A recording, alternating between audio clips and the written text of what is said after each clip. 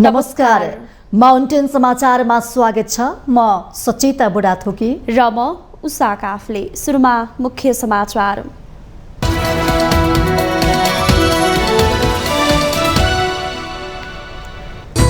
अवरुद्ध प्रतिनिधि सभा बैठक बुधबारदेखि खुल्यो। सीआईबीलाई स्वतन्त्र रूपले काम गर्न नदिएको एमालेको दाबी।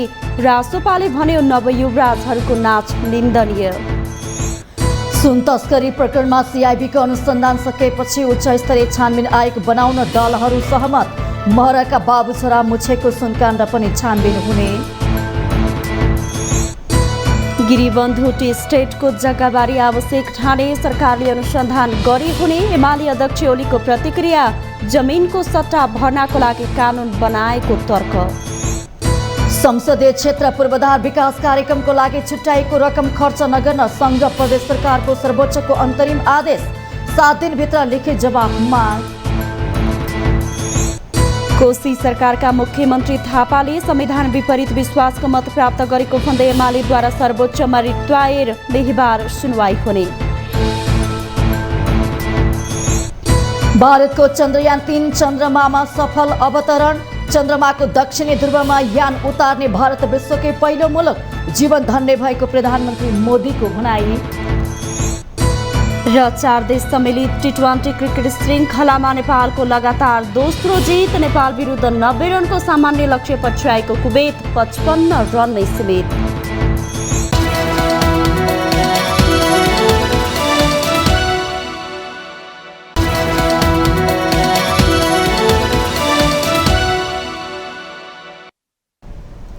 अब समाचार विस्तारमा। झन्डै 1 महिनादेखि अवरुद्ध प्रतिनिधि सभा बैठक बुधबारदेखि खुलेको छ। सुन तस्करी छानबिनको लागि उच्च स्तरीय जाँचबुझ आयोग बनाउन राष्ट्रिय मान्यता प्राप्त 7 दल बीच औपचारिक सहमति भएसँगै प्रतिनिधि सभा बैठक खुलेको हो। संसद बैठकमा उप प्रधानमन्त्री तथा रक्षा मन्त्री पूर्णबहादुर खड्काले दलहरू बीच भएको सहमतिको जानकारी गराउनु भएको छ। उहाँले प्रधानमन्त्री प्रचण्डको पहलमा संसदको गतिरोध अन्त्य भएसँगै जनताका समस्यामाथि छलफल गर्ने वातावरण निर्माण भएको दावी गर्नुभयो।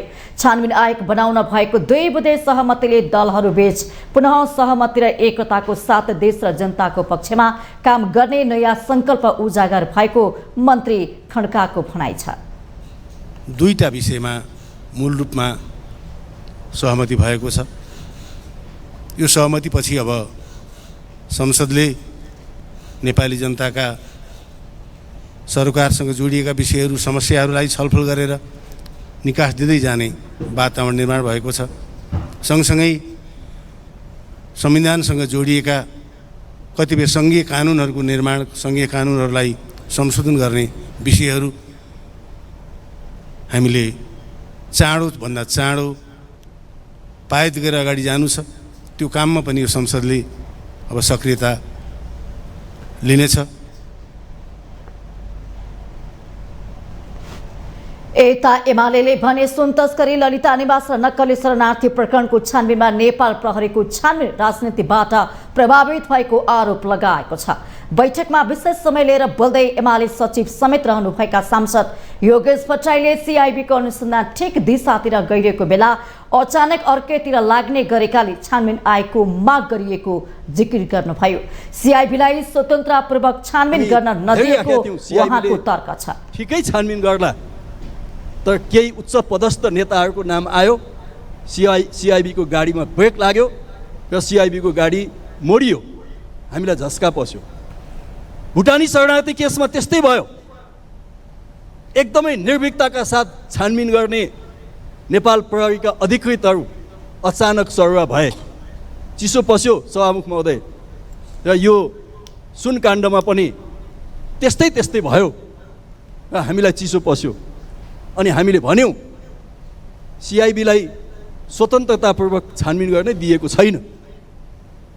हामीले त्यो बुझ्यौँ। उसप्रति अविश्वास गरेको होइन। अदालतप्रति हाम्रो अगाध स्नेह छ, विश्वास छ। अख्तियारप्रति अगाध विश्वास छ, स्नेह छ। नेकपा माओवादी केन्द्रका सचिव समेत रहनुभएका सांसद देवेन्द्र पौडेलले भने शीर्ष नेताहरूले सहमति गरिरहँदा हाल चर्चामा रहेका प्रकरणहरू नै ओझेलमा पर्ने हुन् कि भन्ने गम्भीर चिन्ता रहेको क्याबिनेटले जुन कुराको सुरुवात गरेको छ र नेपालमा कानुन छ, नेपालमा न्याय छ, नेपालमा प्रणाली छ, नेपालमा विधिको शासन छ। त्यस अनुरूप चाहिँ गल्ती गर्नेहरूले कहीँ न कहीँ राज्यको विधि र कानुनको शासनभित्र रहेर सजायको भागीदार हुनुपर्छ भन्ने कुराको प्रत्याभूति दिने गरी जुन प्रक्रियाको सुरुवात गर्नुभएको छ र क्याबिनेटले सुरुवात गरेको छ, प्रधानमन्त्रीले अगुवाई गर्नुभएको छ, म हार्दिक धन्यवाद र आभार पनि व्यक्त गर्न चाहन्छु। र यो प्रक्रियामा प्रतिवेदनदेखि प्रतिवेदनसम्म पुग्ने गरी यो जुन प्रकारको समिति बनाउने, उच्चस्तरीय समिति बनाउने कुरा भएको छ, यसको स्वागत गर्दै प्रतिवेदनदेखि प्रतिवेदनमा गएर अल्झनेर यी घटना रोक्ने काम नहोस्।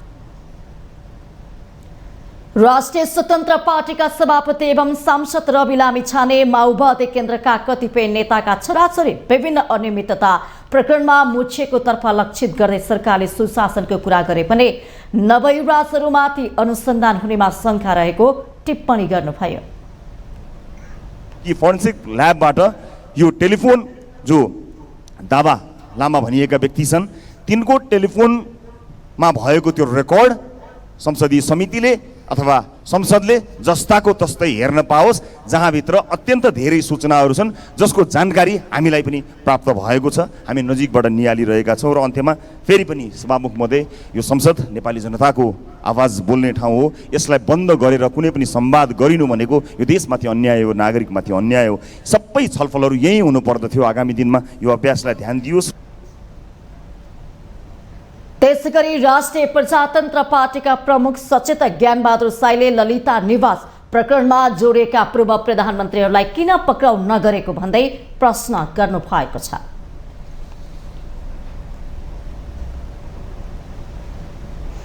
राष्ट्रिय जनमोर्चाका अध्यक्ष एवं सांसद चित्रबहादुर केसीले संसद बन्द भएको सम्बन्धमा छानबिन हुनुपर्ने माग गर्नु भएको छ। बुधबार प्रतिनिधि सभाको विशेष समयमा बोल्दै सांसद केसीले संसद बन्दबारे छानबिन हुनुपर्ने माग गर्नु भएको हो। उहाँले देश अप्ठ्यारो अवस्थामा गुज्रिरहेको बेला संसद अवरोध गरिएको आरोप लगाउनुभयो। संसदप्रति दलहरू गम्भीर हुनुपर्ने भन्दै उहाँले संसद कसले र किन बन्द गर्यो भनी प्रश्न गर्नुभयो। 9 दिनसम्म संसद चाहिँ बन्द गरेर आज चाहिँ संसद खोलेकोमा हामीले खोल्ने साथीहरूलाई बधाई दिन लागिरहेका छौँ। यो कसले बन्द गर्न लाग्यो, किन बन्द भयो, त्यस कारणले यसको गम्भीर छानबिन हुनुपर्छ। अर्को कुरा,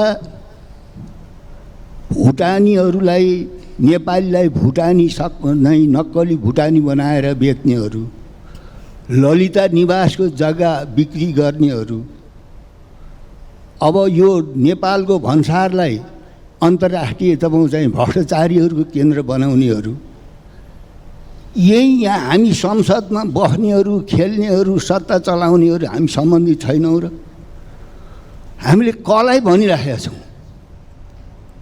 त्यस्तै नेकपा एमालेका सांसद गोकुल बास्कोटाले सरकारले 23 क्विन्टल सुन बाहिर पठाएको सूचना आफूसँग रहेको दाबी गर्नुभयो। 1 क्विन्टल सुन समाए जस्तो गरेर सरकारले करिब 23 क्विन्टल सुन बाहिर पठाएको उहाँको जिकिर थियो। सांसद बास्कोटाले 1 क्विन्टल सुन समात्नु नौटङ्की थियो वा के कारणले समातियो भन्ने कुरा उच्च स्तरीय जाँचबुझ आयोगले बाहिर ल्याउने भन्दै आफूहरू त्यसको प्रतीक्षामा रहने उल्लेख गर्नुभयो।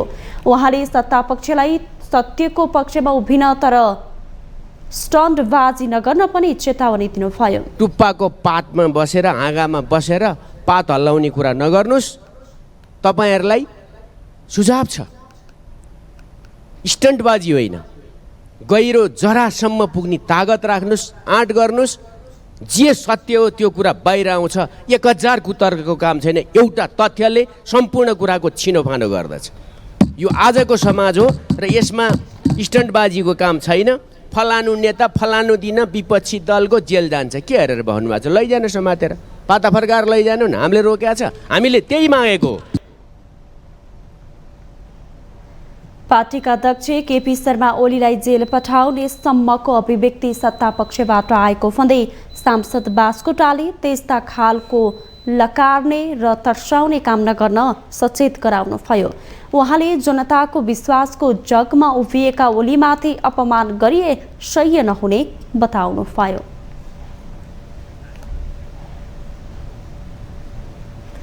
यसैबीच सुन तस्करी प्रकरणको अनुसन्धान गर्न असोज 5 गते उच्च स्तरीय छानबिन आयोग गठन हुने भएको छ।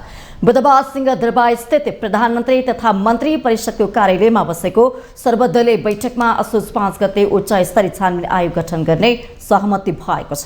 नेपाल प्रहरीको केन्द्रीय अनुसन्धान ब्युरोले अनुसन्धान सकेपछि असोज 5 गते उच्च स्तरीय छानबिन समिति बनाउन दलहरू सहमत भएका छन्। सिआइबीलाई स्वतन्त्र र निष्पक्ष अनुसन्धान गर्न दिने पनि दलहरूबीच सहमति भएको छ। नेताहरू बसेर जुन स्पिरिटमा सहमति गर्नुभएको थियो, जुन भावका साथ त्यही भावअनुसार सहमति भएको छ। अब यो मूलतः दुईटा विषय, एउटा अहिले जुन ब्रेक सुमा सुन तस्करी अथवा अवैध पैठारी भएको छ त्यसका बारेमा केन्द्रीय जाँच ब्युरोले छानबिन अनुसन्धान गरिराखेको छ। उसले निष्पक्ष छानबिन गर्नेछ। अब त्यो त नेपाल सरकारले बनाउने हो। नेपाल सरकारले उसको कार्य अवधि उसको चाहिँ त विस्तृत टिओआरले तोक्नेछ। अब खुल्छ यहाँ छ यो फोटोकपी, यो राख्नुभयो हुन्छ। नेकपा एमालेका प्रमुख सचेतक पदम गिरीले भेपमा लुकाएर ल्याएको सुन साउन 2 गते पैठारी भएर आएको सुन लगायतका घटनाको बारेमा उच्च स्तरीय छानबिन समितिले गम्भीरताको साथ अध्ययन गर्ने बताउनु भएको छ। भविष्यमा यस्ता तस्करी नहुने सुनिश्चितता सहित आयोगले प्रतिवेदन बुझाउने उहाँको तर्क छ। यो उच्च स्तरीय छानबिन समिति छानबिन आयोग बनाउनका निम्ति हामीले निरन्तर रूपमा चाहिँ यो विषयलाई उठाइराख्यौँ। तपाईँ मिडियाका साथीहरूले पनि यसमा सहयोग गर्नुभयो। आज चाहिँ आएर एउटा सहमति बन्ने स्थिति बनेको छ। अब कम्तीमा पनि के छ भनेदेखि चाहिँ यो जो भेपमा लुगाएर ल्याएको सुन, त्यस्तै गरेर चाहिँ अब साउन 2 गते जुन पैठारी भएर आयो, तस्करी भएर आयो, त्यो सुन लगायतका घटनाहरूको बारेमा चाहिँ उच्च स्तरीय छानबिन समितिले गम्भीरताका साथ छानबिन गर्छ, अध्ययन गर्छ र त्यस पछाडि भविष्यमा यस्ता खालका तस्करी नहुने कुराको सुनिश्चितता हुने गरी यसले प्रतिवेदन बुझाउनेछ र भविष्यमा सरकारले त्यसलाई कार्यान्वयन गर्यो भनेदेखि देशमा एउटा तस्करीबाट मुक्त गराउन सकिन्छ भन्ने आज एउटा विश्वास जागेको छ। असोज 5 गतेसम्ममा सिआइबीले अभियोजनको काम सक्ने र असोज 5 गते नै उच्च स्तरीय छानबिन आयोग गठन गरी कार्यान्वयनमा जानेछ।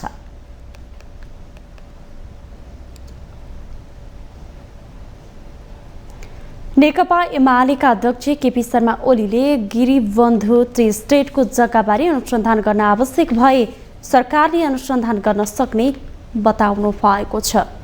बुधबार प्रतिनिधि सभा बैठकबाट बाहिरिने क्रममा संसद भवन परिसरमा सञ्चारकर्मीहरूसँग कुरा गर्दै उहाँले यस्तो बताउनु भएको हो। अध्यक्ष ओलीले गिरिबन्धु टी स्टेटको जग्गाबारे अनुसन्धान गर्न जरुरी नरहेको तर्क समेत गर्नुभयो। बिना कानुन पहिला जमिन दिएकोमा सट्टा फर्नाको लागि आफूहरूले कानुन बनाइदिएको भन्दै आवश्यक नभई पनि छानबिन गरे हुने उहाँको प्रतिक्रिया थियो।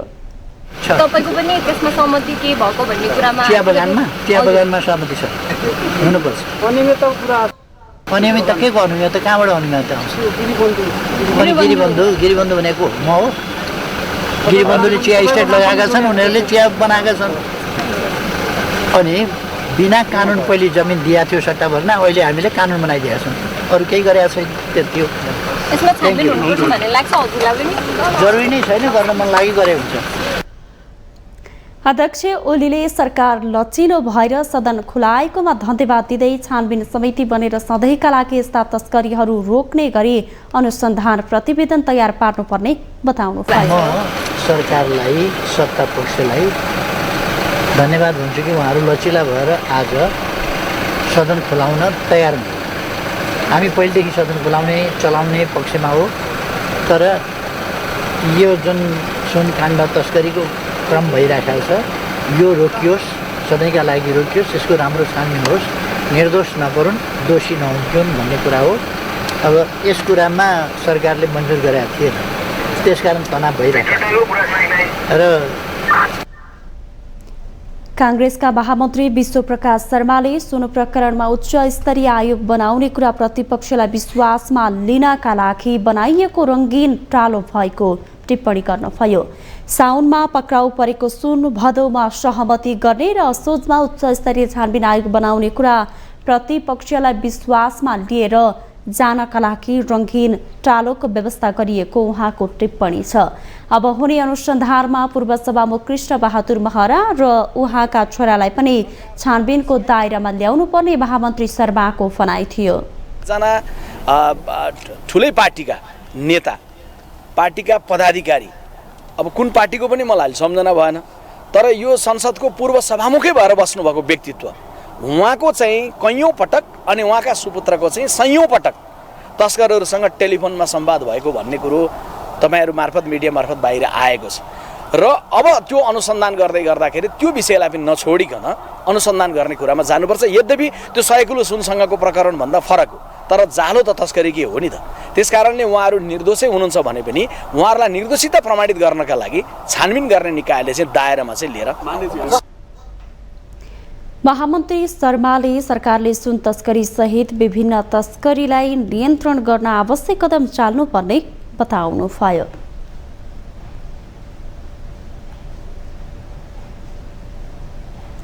सुन तस्करीको छानबिनको लागि तत्काल आयोग गठन गर्नुपर्ने माग गर्दै साउन 10 देखि निरन्तर संसदको दुवै सदन अवरुद्ध गरेको एमाले उक्त आयोग असोज 5 मा गठन गर्नेमा सहमत भएसँगै संसद सुचारू भएको छ।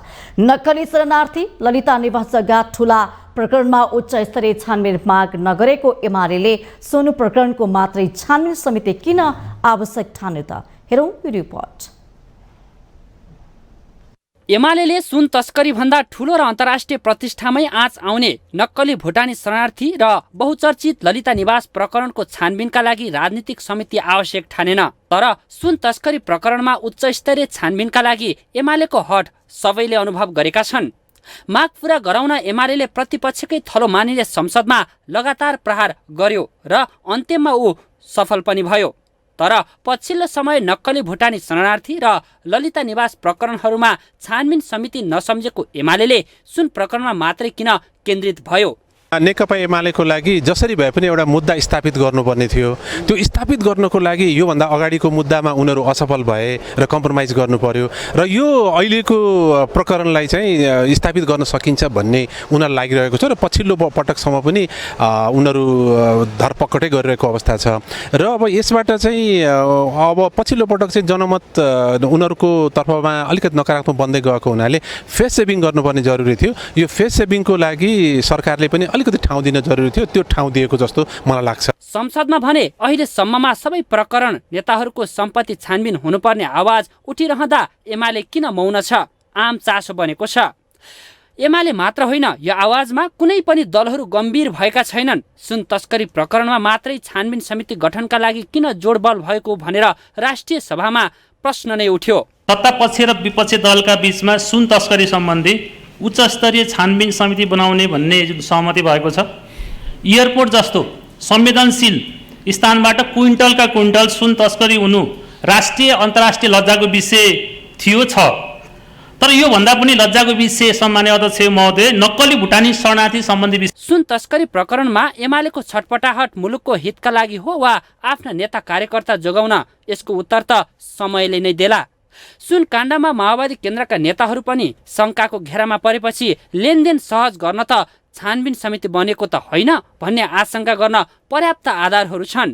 अनुसन्धान भइरहेको छ, त्यसको लागि हामी धन्यवाद। तर अनुसन्धानका क्रममा भरिया मात्रै, त्यो गरिब भरिया मात्रै आउने कुरो राम्रो भएन नि त। अलिकति माथि उक्लिन खोज्यो, अलिकति राजनीतिक व्यक्तितिर सोचिन थालेपछि चाहिँ त्यो अवरुद्ध भएको छ, रोकिएको छ। के भरिया, के त्यो भुजेल त्यो अरबौँको सुन ल्याउन सक्ने मान्छे हो? घरमा छानो हाल्न सकेका छैन, गाउँमा काम गर्ने छैन, सहर पसेको छ केही गरेर खाउँ भनेर, उसलाई उपयोग गरेर त्यो उपयोग गर्ने मान्छे को हो? यी सबै घटनाक्रमले प्रधानमन्त्री प्रचण्डले उद्घोष गरेको सुशासनको अभियान सामसुम त हुने होइन भन्ने प्रश्न समेत खडा भएको छ।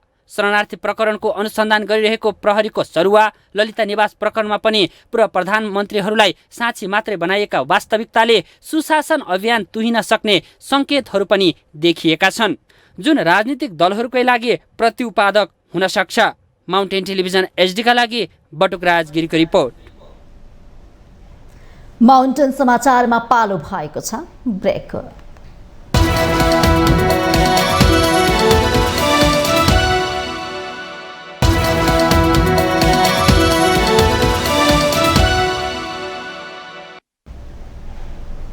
ब्रेकपछि स्वागत छ। अब बाँकी समाचार। सर्वोच्च अदालतले संसदीय क्षेत्र पूर्वाधार विकास कार्यक्रमका लागि छुट्याइएको रकम खर्च नगर्न अन्तरिम आदेश दिएको छ। प्रधान न्यायाधीश विशम्भर प्रसाद श्रेष्ठ, न्यायाधीशहरू ईश्वर खतिवडा, आनन्द मोहन भट्टराई, प्रकाश सिंह राउत र अनिल सिन्हाको संवैधानिक इजलासले चालू आर्थिक वर्षमा सङ्घीय र प्रदेश सरकारले निर्वाचन क्षेत्रमा छुट्याइएको बजेट र यस सम्बन्धी कार्यक्रम कार्यान्वयन नगर्न अन्तरिम आदेश दिएको हो। अधिवक्ता त्रिलोक बहादुर चन्दले सङ्घीय संसद सचिवालय समेतलाई विपक्षी बनाएर दायर गरेको रिटमाथि बुधबार संवैधानिक इजलासमा भएको बहसपछि सर्वोच्चको अन्तरिम आदेश आएको हो। सङ्घीय सरकारको चालू आर्थिक वर्षको बजेटमा प्रतिनिधि सभाको प्रत्येक निर्वाचन क्षेत्रमा सांसदको योजनामा 5 करोड रुपैयाँ खर्च गर्ने गरी बजेट विनियोजन भएको छ। यसै प्रदेश सरकारहरूले पनि प्रदेश सभा निर्वाचन क्षेत्रमा सांसदहरूले खर्च गर्न पाउने गरी निश्चित बजेट विनियोजन गरेका छन्। सर्वोच्च अदालतले यस मुद्दामा सङ्घीय सरकार र प्रदेश सरकारसँग 7 दिनभित्र लिखित जवाफ पनि माग गरेको छ। सर्वोच्च अदालतले यो कार्यक्रममा सङ्घीय संसदका समानुपातिक सांसद र राष्ट्रिय सभा सदस्यलाई फरक व्यवहार गरिएको र विकासका योजना निर्माण र स्वीकृत अभ्यास विपरीत भएको उल्लेख गरेको छ।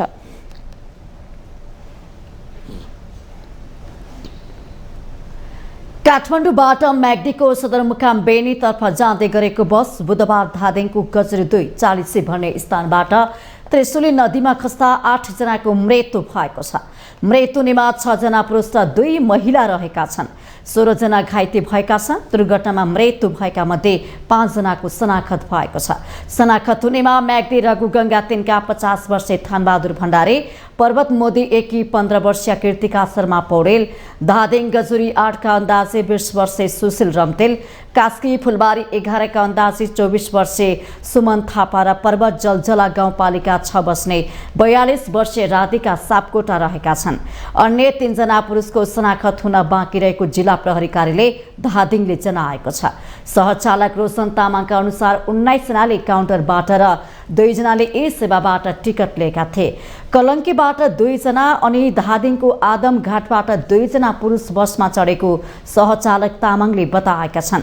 उनी सकुशल छन्। काठमाडौँबाट म्याग्दीको बेनीतर्फ जाँदै गरेको प्रदेश 301-005 ख 9952 नम्बरको बस अनियन्त्रित भई सडकबाट झन्डै 40 मिटर तल त्रिशुली नदीमा खसेको छ। घाइते 13 जनाको काठमाडौँ बल्खुस्थित पयुद अस्पताल र ट्रमा सेन्टरमा उपचार भइरहेको छ। उहाँहरूको चाहिँ फ्र्याक्चर एब्डोमिनल इन्जुरी जस्तो र एकजना महिलाको भल्भल इन्जुरी भन्छ त्यो छ। अरू बिरामीहरूको कट इन्जुरीहरू फ्र्याक्चरहरू छ मल्टिपल ठाउँमा त्यो। र अहिले तुरुन्तै अलिकति सिरियस भएको 3 जना हो। 3 जनाको चाहिँ हामी अब सबै जाँच पठाइरहेछौँ। अहिले भइरहेछ। अब पर्यो भने आइसियु लानेर अपरेसन गर्नुपर्ने हुनसक्छ त्यो 2 जना बिरामीको। त्यो हिसाबले त्यो बाहेकको 3 जना बाहेकको अरू बिरामीहरू स्टेबलै हुनुहुन्छ। बस नदीमा डुबेकोले गोताखोरको टोलीले 1 जना यात्रु हराइरहेको आशंका गरेका छन्। नेपाली सेना, नेपाल प्रहरी, सशस्त्र प्रहरी र स्थानीयवासीले उद्धार गरेका थिए। विपरीत दिशातर्फ बस खसेकाले साँगुरो सडकमा ओभरटेक गर्ने क्रममा अनियन्त्रित भएको अनुमान छ।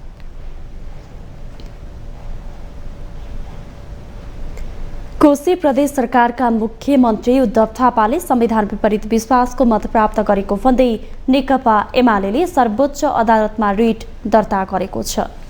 कोशी प्रदेश नेकपा एमाले संसदीय दलका नेता हिक्मत कुमार कार्कीको वारिस भई कानुन व्यवसायी दुर्गाबहादुर दाहालले नेपालको संविधानको धारा 133(2)(3) बमोजिम उत्प्रेषण युक्त परमादेशको माग गर्दै सर्वोच्च अदालतमा रिट दर्ता गराउनु भएको हो। रिट निवेदनमा गैर संवैधानिक रूपमा विश्वासको मत प्राप्त गरेको भन्दै मुख्यमन्त्री उद्धव थापाको विश्वासको मत बदर गर्न माग गरिएको छ। रिट निवेदक कार्कीले मुख्यमन्त्रीले विश्वासको मत प्राप्त गर्नै नसक्ने र पुनः निजले सो अवसर पनि प्राप्त गर्न नमिल्ने र नेपालको संविधानको धारा 168(3) बमोजिम प्रदेश सभामा सबैभन्दा ठूलो संसदीय दलको नेताको हैसियतले मुख्यमन्त्री नियुक्ति गराउनु भनी परमादेश लगायत अन्य उपयुक्त आदेश जारी गर्न माग गर्नु भएको छ।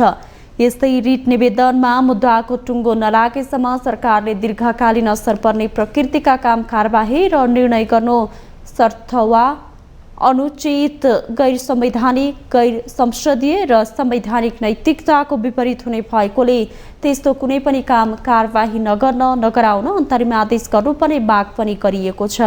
कार्कीले यसअघि साउन 11 गते सर्वोच्च अदालतले दिएको आदेशको मुख्यमन्त्री थापाले उल्लङ्घन गरेको भन्दै अदालतको अपहेलनामा कारबाही गरी हदैसम्म सजाय गर्न माग समेत गर्नु भएको छ।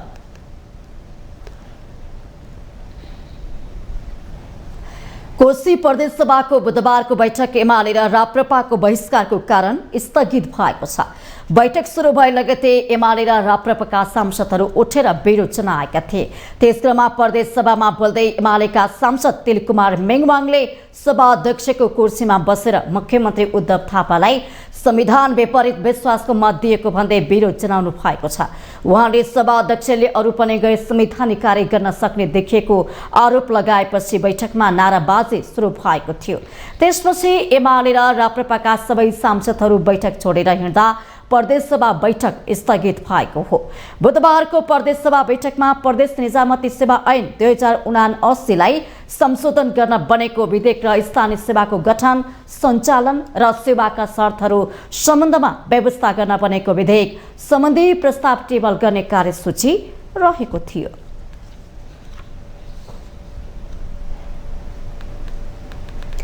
मन्त्री परिषद बैठकले प्रधानमन्त्री पुष्पकमल दाहाल प्रचण्डको न्युयोर्क भ्रमण स्वीकृत गरेको छ। बुधबार बसेको मन्त्री परिषद बैठकले परराष्ट्र मन्त्रालयको प्रस्तावमा प्रचण्ड नेतृत्वको नेपाली प्रतिनिधि मण्डलको भ्रमण स्वीकृत गरेको हो।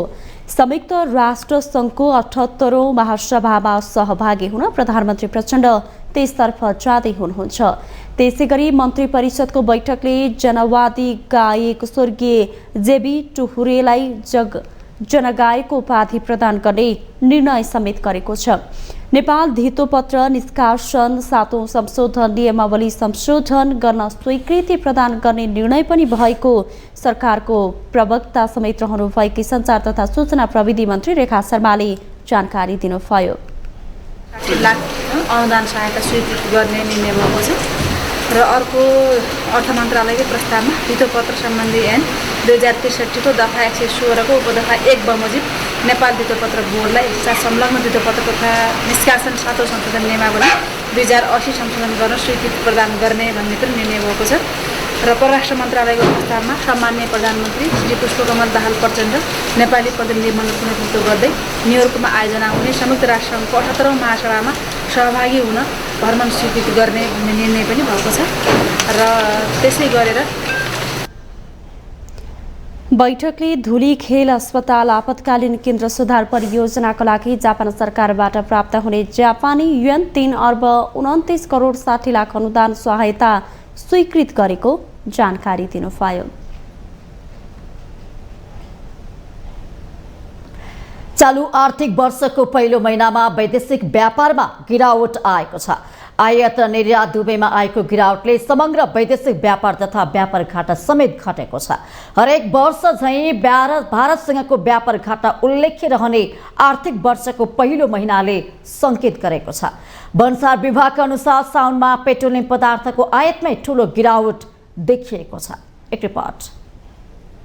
चालू आर्थिक वर्ष 2080-81 को पहिलो महिनामै वैदेशिक व्यापारमा गिरावट आएको छ। भन्सार विभागका अनुसार साउनमा 1 अर्ब 29 अर्ब 23 करोडको वस्तु आयात भएको छ। यो गत आर्थिक वर्षको यसै महिनाको तुलनामा 1.56% कम हो। गत वर्ष साउनमा 1 अर्ब 31 अर्ब रुपियाँको वस्तु आयात भएको थियो। यस महिनामा निर्यातमा 8.65% को गिरावट आएर 13 अर्ब 52 करोड रुपियाँमा सीमित भएको छ। अघिल्लो आर्थिक वर्षको पहिलो महिनामा 14 अर्ब 80 करोड रुपियाँको निर्यात भएको थियो। आयात र निर्यात दुवैमा आएको गिरावटले समग्र वैदेशिक व्यापार तथा व्यापार घाटा समेत घटेको छ। साउनमा कुल वैदेशिक व्यापारको आकार 1 खर्ब 42 अर्ब 76 करोड रुपियाँ कायम भएको छ।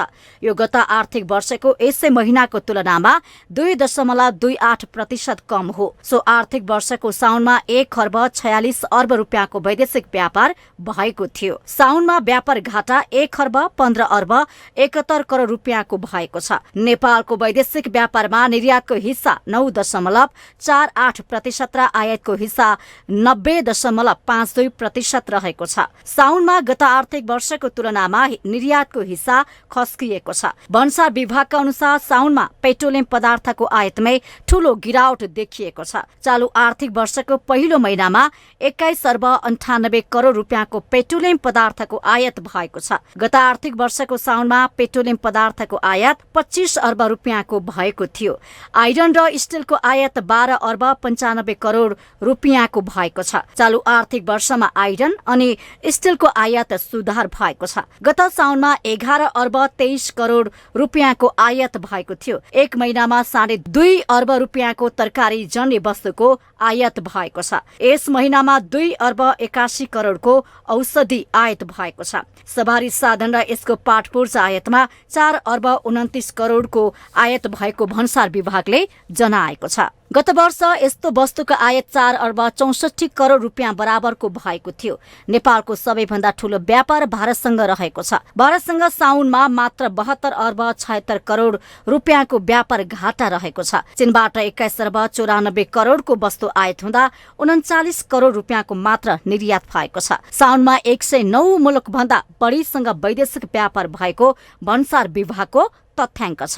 माउन्टेन टेलिभिजनका लागि सचिता बुढाथोकी, ललितपुर। माउन्टेन समाचारमा पालो भएको छ अर्को ब्रेक।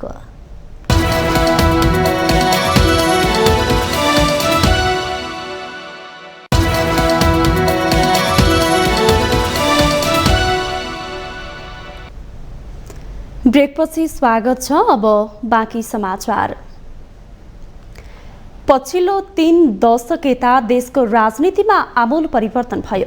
व्यवस्था र सरकार फेरिए, तर कञ्चनपुरको भीमदत्त नगरपालिकाको मटेना र खल्ला मछेटीमा बसोबास गर्ने राउटे समुदायको अवस्था भने अहिले पनि जिउका त्यो छ। एक रिपोर्ट। 2 दशक पहिले डडेलधुराको भित्री मधेसका जंगलमा बसोबास गर्ने राउटे समुदाय जंगली कन्दमूलको भरमा जीवनयापन गर्दै आएका थिए। सरकारले जंगललाई सामुदायिक वन बनाउन सुरु गरेपछि यो समुदाय कञ्चनपुरको चुरे पहाड नजिकका गाउँमा बसोबास गर्न थाल्यो। यो समुदाय भीमदत्त नगरपालिका 9 को मटेना र खल्ला मछेटीमा अन्य समुदायसँगै बसोबास गर्दै आए पनि उनीहरूको जीवनस्तरमा भने खासै परिवर्तन भएको पाइँदैन।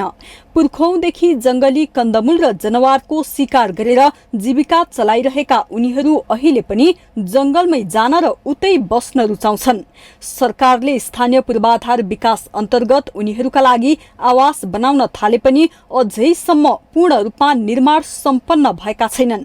सुरक्षित बास नहुँदा बालबच्चालाई जंगली जनावर, सर्प, किरा लगायतको आक्रमणबाट कसरी बचाउने भन्ने चिन्ता उनीहरूलाई हुने गरेको छ। धेरै आउँछन्, झ्यालडोका दिन्छु भन्छन्, कसैले पनि दिँदैनन्।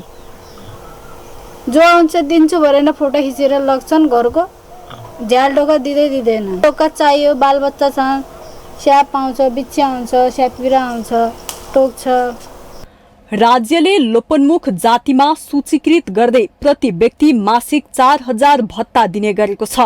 तर भत्ताको पैसाले घर खर्च चलाउन र बालबालिका हुर्काउन धौधौ परेको भन्दै सरकारले जग्गा जमिनको व्यवस्था गरिदिए केही हदसम्म राहत हुने उनीहरू बताउँछन्। गुनासो भन्नु छ रे, ज्यालना मलना घर बनाइदिए सरकारले दियो हो भन्नु लार्यानो आनी सरकारले दिए जस्तो घर फर्केन कहाँ यसो गर्ला उसो गर्ला व्यवस्था गर्ला, बस्सा किल्या गर्ला, बिजुली नपुगेको बेला खाना नपुगेको बेला खाना पुर्याइदिउँला भने कहाँ हो खाना पुर्याइयो? यही बर्खाले छिङले कन्जिया पुर्याउने हुन् खाना नहिउने नि बर्खा हाल विवाह भन्ने विपत्तिका गएर समस्या पर्दो रहेछ रे। कहीँ कहाँ भने के हुने आफ्ना दुःख। राउटेहरूले जंगलबाट काठ संकलन गरी हस्तकलाका वस्तु बनाएर हातमुख जोड्दै आएका थिए। बस्ती छेउछाउका वन सामुदायिक वनमा रूपान्तरण भएपछि उनीहरूको परम्परागत काम रोकिएको छ। स्थानीय जनप्रतिनिधि राउटे समुदायलाई सहयोग गरे पनि उनीहरूको चेतना स्तर नबढ्दा नयाँ परिवेशमा ल्याउन नसकेको बताउँछन्। यिनीहरूको लागि अब सङ्घ सरकारले पनि योभन्दा पूर्व त गरेकै छैन। घरहरू भयो, टोयलेटहरू भयो, यिनीहरू दिएको थियो प्रदेश सरकार सङ्घ सरकारले। अनि नगरपालिकाबाट पनि अहिले त्यस्तो छैन। भत्ताको व्यवस्था अब केन्द्रीय सरकारको कुरा हो होइन। भत्ता चाहिँ यिनीहरूलाई महिनाको 4000को दरले एक प्रति व्यक्तिलाई दिएको छ यिनीहरूलाई। सङ्घ संस्थाहरूबाट केही हामीहरूले पनि पहल गरिरहेका हुन्छ यिनीहरूको लागि होइन।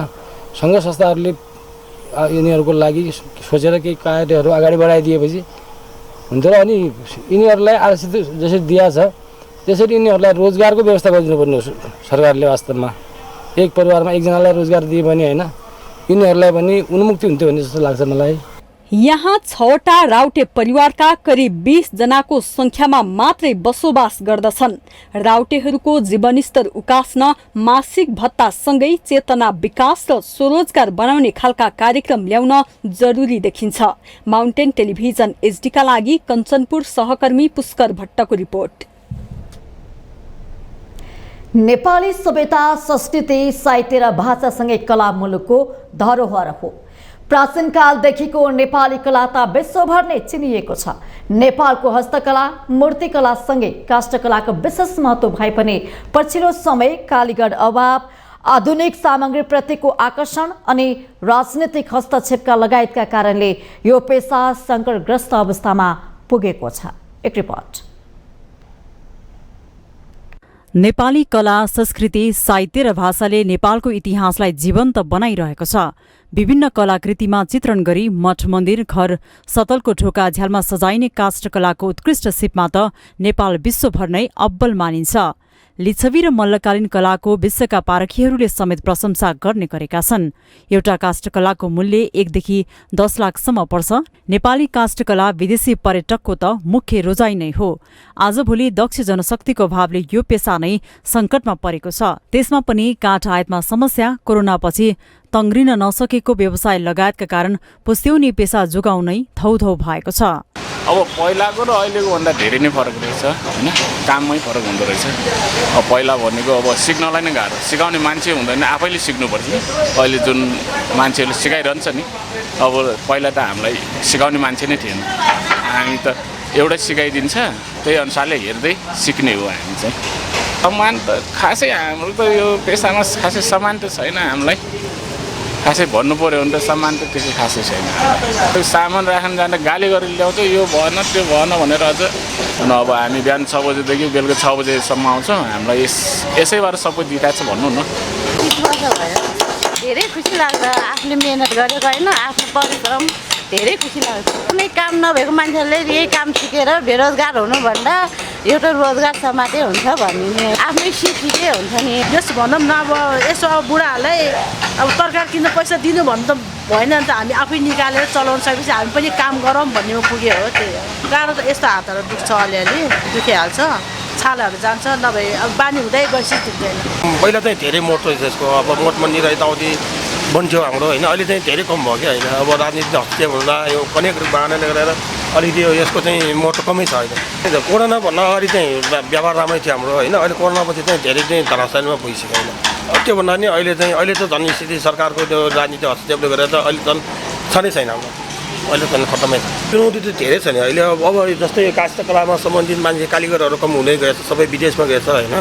अब त्यो जान्ने मान्छे छैन, जान्ने मान्छे नभएपछि अब काष्ठकला तरासेर त्यसै हुने भयो। अब सबै सरकारको उसले गरेर पनि मान्छेहरू सबै चाहिँ जान्ने मान्छे नै बाहिर गरी गइसक्यो कि अहिले। त्यही भएर पनि तरासे चाहिँ हुन्छ यो।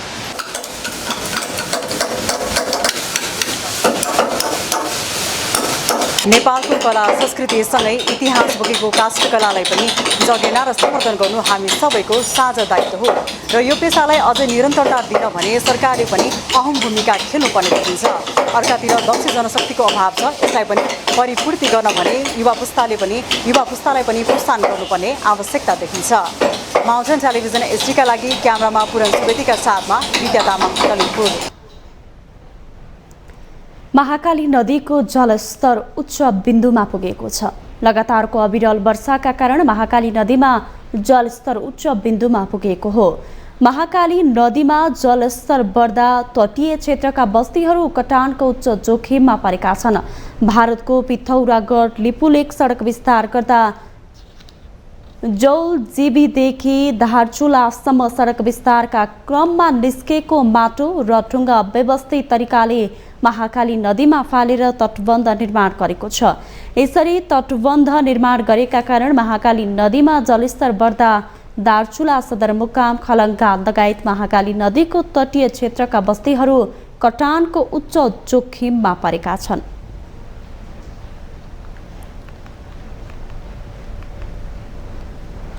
राष्ट्रिय सभाका अध्यक्ष गणेश प्रसाद तिमसिनाले छिट्टै नेपाल जापान संसदीय समूह गठन गर्ने बताउनु भएको छ। बुधबार बिहान सिंहदरबारमा जापान नेपाल संसदीय मन्त्री समूहका सदस्य कोबसाई काजुहिरो र नगाई मानाबुसँगको शिष्टाचार भेटमा उहाँले छिट्टै नेपाल जापान संसदीय समूह गठन गर्ने बताउनु भएको हो। समूह गठन गर्न ढिलाइ भएको उल्लेख गर्दै अध्यक्ष तिमसिनाले अब त्यसलाई छिट्टै गठन गरी दुई मुलुकको संसद बीचको सम्बन्धलाई अझ बलियो बनाउन लागि पनि विश्वास दिलाउनु भएको छ। समूहमा संघीय संसदको दुवै सदनका सांसद सदस्यको रूपमा रहने प्रावधान रहेको छ। जापानी संसदीय टोलीले नेपालमा चासो व्यक्त गरेपछि अध्यक्ष तिमसिनाले सबै प्रावधानहरू पूरा गरी सो समूह छिट्टै गठन हुने बताउनु भएको छ। त्यसपछिको राजनीतिक वातावरण अलिकति निरन्तर परिवर्तनशील रह्यो। त्यसकारणले हामीले मैत्री समूह गठन गर्न अलिकति ढिला भएको छ र अब हामी छिट्टै नै नेपाल जापान मैत्री समूह हामी गठन गर्नेछौँ, किनकि दुवै सदनको सदस्यहरू हामी राख्ने गर्छौँ। त्यसकारण राष्ट्रिय सभा त निरन्तर छँदै थियो, तर प्रतिनिधि सभा सहितको बनाउनु पर्ने भएको हुँदाखेरि हाम्रो ढिला भएको। हामी छिट्टै मैत्री समूह गठन गरेर त्यसको सभापति अध्यक्ष सहित सबै प्रावधानहरूको अनुसार हामी यहाँलाई जानकारी पनि गराउनेछौँ। अध्यक्ष तिमसिनाले नेपालको विकासमा जापानको सहयोगको अझै वृद्धि हुँदै जाने विश्वास पनि व्यक्त गर्नुभयो।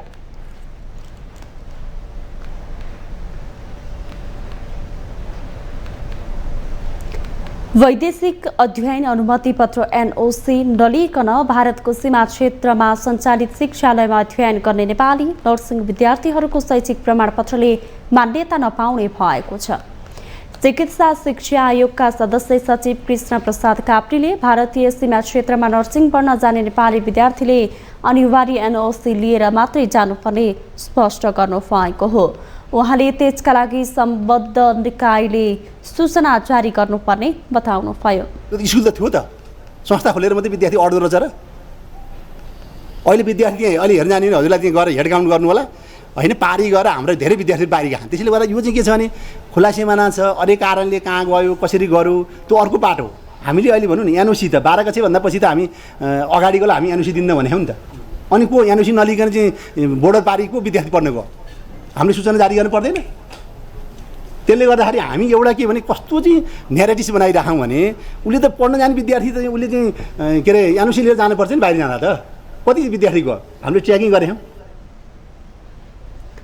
प्राविधिक शिक्षा तथा व्यावसायिक तालिम परिषद सिटिभिटीका उपाध्यक्ष खगेन्द्र प्रसाद अधिकारीले चिकित्सा शिक्षा आयोगले समन्वय नगर्दा समस्या निम्तिएको आरोप लगाउनुभयो। इभन त्यहाँ नेपाल परिचय र नेपाली जस्ता विषय पनि त्यो युनिभर्सिटीहरूमा पढाएको छ। पारो युनिभर्सिटी र सङ्गम युनिभर्सिटीले त पत्राचार गरेर हाम्रो यो हेल्थ प्रोफेसन काउन्सिलमा तिम्रा विद्यार्थी हामी गाउँमा पढ्छन्, तिमीहरू भिजिट गर्न आऊ, पछि फेरि रजिस्ट्रेसन गर्नु पर्ला तिमीले त्यहाँ भनेर अहिले पत्राचार भएको छ। मसँग डेटहरू पनि छ, म तपाईँलाई बताउन सक्छु। त्यसरी पत्राचार भएको छ र उहाँका सम्पूर्ण एजेन्टहरू चाहिँ यतावारी आएर चाहिँ विद्यार्थीहरूको भर्नाको लागि काउन्सिलिङ गरेर लगेर उता भर्ना गर्ने काम भएको छ। हाम्रा 5 स्टार जस्ता कलेजहरू छन्, तर ती कलेजहरूले यो कारणले पढाउन पाएनन्। उतातिर गएर अहिले हामी यहाँ 40 जना नर्सिङ पढाउँथ्यौँ नर्सिङ काउन्सिलको मापदण्ड क्वालिटीको लागि। कार्यक्रममा चिकित्सा शिक्षा सरकार सङ्घर्ष समितिका अध्यक्ष निर्मल सापकोटाले स्तरोन्नतिको मापदण्डमा आशय पत्र भने व्यवस्था नै नरहेको उल्लेख गर्नुभयो। भनेर त्यहाँ मैले त्यो कानुनको दफा कोट गरेको छु। विद्यार्थीको पढाइ र अभ्यासको लागि मेडिकलतर्फ कम्तीमा 300 तथा डेन्टल र नर्सिङतर्फ कम्तीमा 100 शय्याको अस्पताल नभएसम्म सम्बन्धित विषयको कुनै कार्यक्रम सञ्चालन गर्न आशय पत्र प्रदान नगरिने भन्ने व्यवस्था छ। स्पष्ट छ, आशय पत्र भन्ने बित्तिकै त्यो पुराना शिक्षण संस्थाहरूलाई होइन। आशय पत्र भनेको नयाँ अब शिक्षण संस्था सुरु गर्न चाहनेहरूका लागि दफा हो। यो चिकित्सा शिक्षा आयोग र सिटिभिटी बीच प्रभावकारी समन्वय नहुँदा र क्षेत्राधिकार बाँडफाँडमा टकराव हुँदा नर्सिङ शिक्षामा समस्या सिर्जना भएको हो। अहिले नेपाली विद्यार्थीहरू नर्सिङ अध्ययनका लागि नेपालको सीमा क्षेत्रमा सञ्चालित कलेजमा जाने गरेका छन्।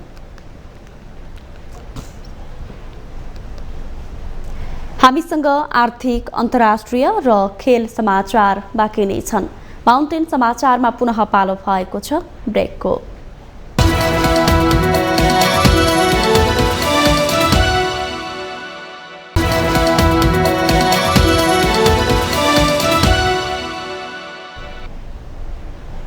ब्रेकपछि पुनः स्वागत छ। अब पालो आर्थिक समाचारको। आर्थिक समाचारको साथमा जगदम्बा सुपर साइन तथा ग्याल्बा प्लस जीवनभरको भरोसा। रिद्धि सिद्धि सिमेन्ट रोबोटिक ल्याबमा बनेको स्मार्ट सिमेन्ट।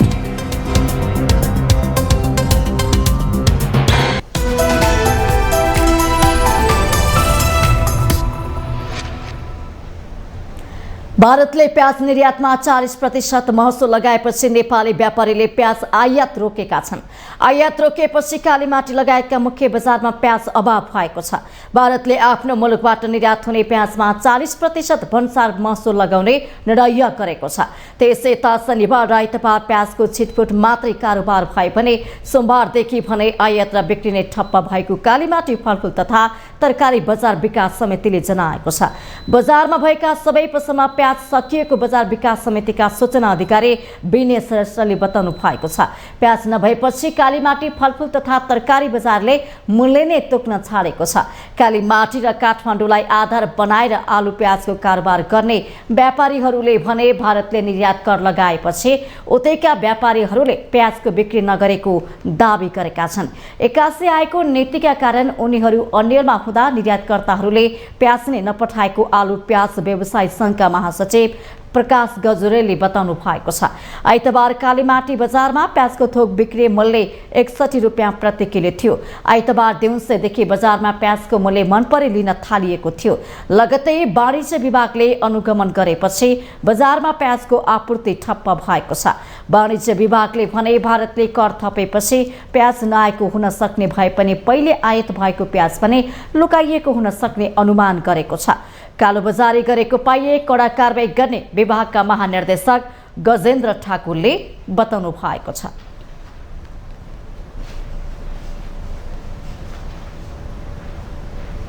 अब पालो अन्तर्राष्ट्रिय समाचारको।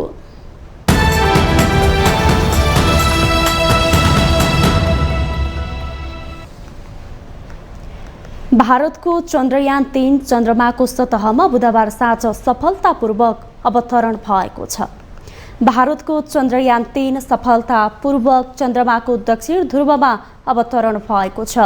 नेपाली समयअनुसार बुधबार साँझ 6:19 यानले चन्द्रमामा सफ्ट ल्यान्डिङ गरेको हो। यानले सफलतापूर्वक अवतरण गरेसँगै मिसनमा संलग्न वैज्ञानिकहरूले खुसी बाँडेका थिए। भारतीय अन्तरिक्ष अनुसन्धान संस्था इसरोले 1 महिना अघि प्रक्षेपण गरेको यान अवतरणसँगै भारत चन्द्रमाको दक्षिण ध्रुवमा यान अवतरण गराउने पहिलो र चन्द्रमाको सतहमा चन्द्रयान सफलतापूर्वक अवतरण गर्ने चौथो देश बनेको छ। यसअघि अमेरिका, तत्कालीन सोभियत सङ्घ र चीनले सफलतापूर्वक चन्द्रमाको सतहमा यान प्रक्षेपण गरेका छन्। चन्द्रमाको दक्षिण ध्रुवमा अवतरण गर्ने योजनाका साथ उडेको रुसको लुना 25 यान गत चन्द्रमामा दुर्घटनाग्रस्त भएपछि चन्द्रयान 3 अवतरणका लागि वैज्ञानिकले सुरक्षित स्थानको खोजी गरेका थिए। अवतरणको दृश्यलाई इसरोले युट्युब र फेसबुकबाट प्रत्यक्ष प्रसारण गरेको थियो। ब्रिक्स सम्मेलनका लागि दक्षिण अफ्रिका पुग्नुभएका भारतीय प्रधानमन्त्री नरेन्द्र मोदीले प्रत्यक्ष प्रसारण हेर्नु भएको थियो। उहाँले देशवासी र वैज्ञानिकहरूलाई सम्बोधन गर्दै जीवन धन्य भएको बताउनुभयो। भारतले अब मानव सहितको यान चन्द्रमामा पठाउने उद्घोष पनि गरेको छ। जापान सरकारले बिहिबारदेखि फुकुशिमा दाइची परमाणु ऊर्जा संयन्त्रको परमाणु विकिरणबाट उत्पत्ति दूषित जल समुद्रमा फाल्ने निर्णयको व्यापक विरोध भएको छ। जापानको मन्त्री परिषदले बिहिबारदेखि परमाणु विकिरणबाट उत्पन्न दूषित जल समुद्रमा फाल्ने निर्णय गरेपछि यसको व्यापक विरोध भएको अन्तर्राष्ट्रिय सञ्चार माध्यमहरूले जनाएका छन्। पहिलेदेखि नै अन्य देशहरूसँगै जापानीहरूले पनि विरोध गरिरहेको अवस्थामा मन्त्री परिषदको बैठकले बिहिबारदेखि परमाणु विकिरणबाट उत्पन्न दूषित जल समुद्रमा फाल्ने निर्णय गरेको हो। प्रशान्त महासागरसँग जोडिने देश स्थानीयहरूले विरोध जनाउँदा समेत जापान सरकारले सो निर्णय गरेपछि आन्दोलन झनै चर्किएको छ। निर्णयको चौतर्फी विरोध भइरहँदा सरकारले पनि दूषित पानी समुद्रमा फाल्ने मिति नै तय गरिएको हो।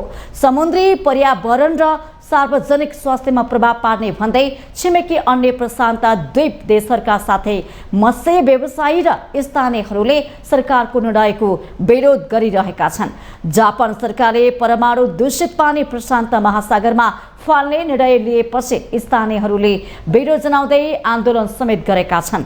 उनीहरूले जापानका प्रधानमन्त्री फुमियो कासिदाको सरकारी निवास अगाडि विरोध प्रदर्शन गरेका छन्।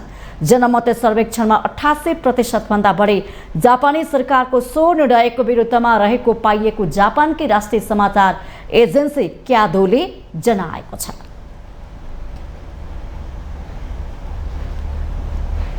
अब खेल समाचार।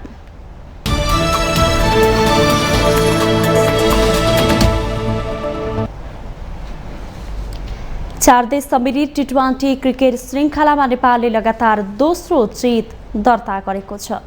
मलेसियाको वायुवास ओभलमा बुधबार कुवेतलाई 34 रनले हराएर नेपालले लगातार दोस्रो जित दर्ता गरेको हो। नेपालले दिएको 90 रनको सामान्य लक्ष्य पछ्याएको कुवेतले 20 ओभरमा 8 विकेट गुमाएर 55 रनमै सीमित रह्यो। कुवेतका लागि जिफा जिलानीले सर्वाधिक 11 रन बनाइन्। कुवेतलाई 55 रनमा रोक्न नेपालकी इन्दु वर्माले 3, खुसी डङ्गोलले 2 तथा कविता कुँवर, सीता राणा मगर र ईश्वरी विष्टले 1-1 विकेट लिए। यसअघि पहिले ब्याटिङको निम्तो पाएको नेपालले 20 ओभरमा 8 विकेट गुमाएर 89 रन बनायो। नेपालका लागि इन्दु वर्माले सर्वाधिक 23 रन बनाइन्। कुवेतकी मारिमा हेडरले 4 विकेट लिइन्। नेपालले आज घरेलु टोली मलेसियासँग खेल्नेछ। शनिबारसम्म हुने श्रृङ्खलामा नेपाल सहित घरेलु टोली मलेसिया, कुवेत र हङकङ सहभागी छन्। राउन्ड रोबिनका आधारमा हुने प्रतियोगिताको शीर्ष 2 टोलीले उपाधिका लागि खेल्नेछन्। फाइनल खेल शनिबार हुनेछ। थप 2 टोली बीच तेस्रो स्थानका लागि प्रतिस्पर्धा हुनेछ। माउन्टेन समाचारमा पालो भएको छ पुनः ब्रेकको।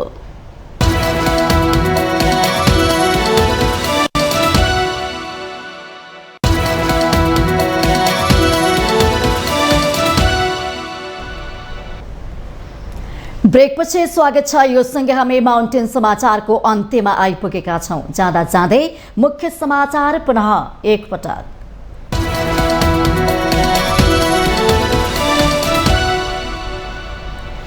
अवरुद्ध प्रतिनिधि सभा बैठक बुधबारदेखि खुल्यो।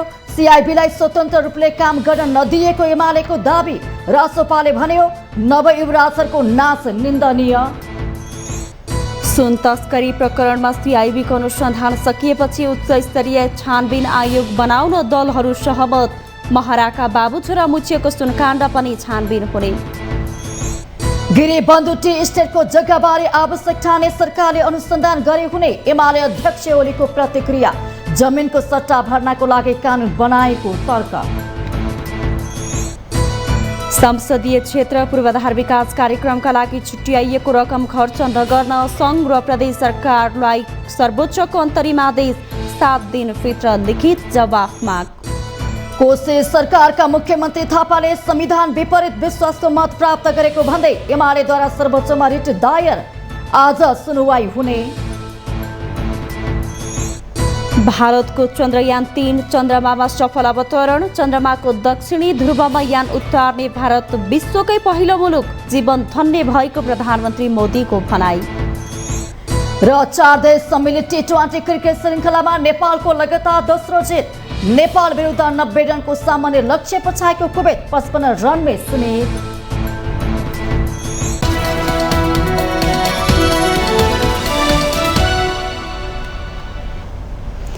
माउन्टेन समाचार अहिलेलाई सकियो। सत्य, तथ्य र निष्पक्ष समाचारका लागि माउन्टेन टेलिभिजन HD हेर्दै रहनुहोला। नमस्कार।